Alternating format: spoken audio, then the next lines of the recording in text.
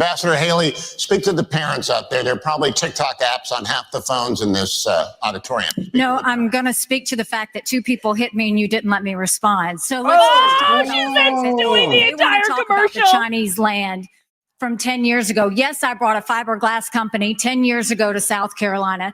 But Ron, you are the chair of your Economic Development Agency that as of last week said Florida is the ideal place for Chinese businesses. She couldn't help herself. Not only that, you have a company that is manufacturer of Chinese military planes. You have it. They are expanding 2 training sites at 2 of your airports now, one which is 12 miles away from a naval base. Then you have another company that's expanding, and they were just invaded by the Department of Homeland Security. So mine was 10 years ago. You gave them was 6 years ago. What's your story? No, I abolished that agency that she's talking about. Don't let him fight. No. We abolished it, and of course we banned China from buying land. No, I don't care if these two fight, whatever. Vivek is like, from purchasing land. So we stood up and Thank you, Ambassador right Haley. in Florida. Mr. Ramaswamy, we've talked about this. You campaign on TikTok. How do you get TikTok banned if you use it? We don't. Well, I want to laugh at why Nikki Haley didn't answer your question, which is about looking at families in the eye. In the last debate, she made fun of me for actually joining TikTok while her own daughter was actually using the app for a long time. So you might want to take care of your family first. The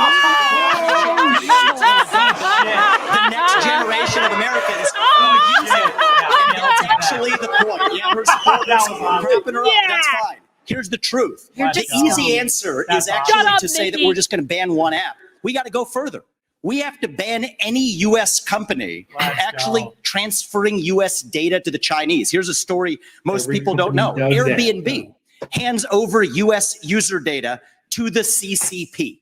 Now, that's a U.S.-owned company. So this is the problem when you have Republicans that temporarily go the way the winds blow, and now it's popular to talk tough on China. When she was UN ambassador, called them literally, her words, not mine, our great friend. You can't be fair weather fans of the right policy. Get to the root cause.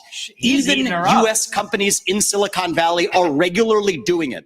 Cut the virtue signaling. The fact of the matter is Democrats are on TikTok today. The only person, one of the few people who is putting up content the way the actual algorithms work, speaking for pro-Israel views or others, is Ambassador Haley, more Republicans will join it. But stop U.S. companies from turning over data to Chinese companies. Moderators like Kristen don't get to respond to personal attacks, but you do. Thank you very much. You know, when he talks about me praising China, he doesn't know the fact that the reason China was praised was because I negotiated with China and Russia the largest set of sanctions against North Korea in a generation.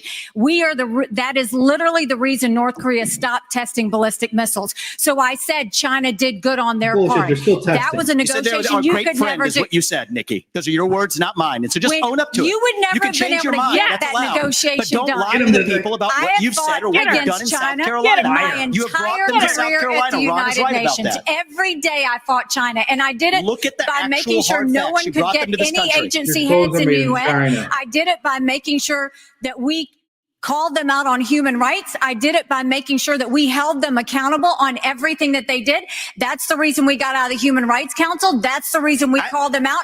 And there's not been a day I haven't stopped. Senator Scott, it is your turn. Millions you made afterwards. Everybody else is hanging on to the rules here, Mr. Ramaswamy. Senator.